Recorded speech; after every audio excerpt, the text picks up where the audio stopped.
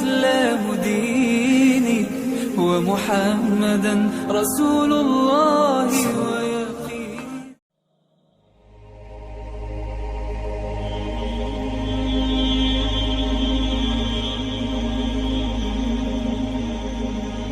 حضور نبی کریم صلی اللہ تعالی علیہ وآلہ وسلم نے عورتوں کی جماعت میں ارشاد فرمایا، اے عورتوں، جب تم بلال کو اذان و اقامت کہتے سنو، جس طرح وہ کہتا ہے تم بھی کہو کہ اللہ تعالیٰ تمہارے لیے ہر کلمہ کے بدلے 1,00,000 نیکیاں لکھے گا اور 1,000 درجات بلند فرمائے گا اور 1,000 گناہ مٹائے گا۔ خواتین نے یہ سن کر عرض کی، یہ تو عورتوں کے لیے اجر و ثواب ہے، مردوں کے لیے کیا ہے؟ تو آپ صلی اللہ علیہ وآلہ وسلم نے ارشاد فرمایا، مردوں کے لیے اس سے دگنا اجر و ثواب ہے۔ تو دوستو، اللہ تعالیٰ کی رحمت پر قربان جائیے، اس نے ہمارے لیے نیکیاں کمانا، اپنے درجات بڑھوانا اور گناہ بخشوانا کس قدر آسان کر دیا ہے، مگر افسوس اتنی آسانیوں کے باوجود بھی ہم غفلت کا شکار رہتے ہیں۔